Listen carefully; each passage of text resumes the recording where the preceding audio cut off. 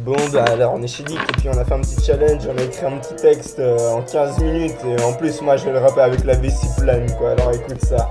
Ha 15 minutes chrono, ça c'est un challenge, début trouvé, change-moi ma langue, je te plaît, saut en parachute dans ma boîte crânienne, je rigole allègrement comme une hyène, vas-y sois fier et brise les chaînes qui te maintiennent dans ton enveloppe corporelle. Voyage spatio-temporel, dictionnaire, je t'appelle à l'aide. L'agent chimique X coule dans mes veines. Mes neurones s'entrechoquent provoquant des images divagant sur la réalité. L'abstrait, j'aimerais pouvoir le palper. À moi de voir en moi tel un Picasso. Consommation de spéciaux durs de décrypter les éléments indiquant la bonne direction.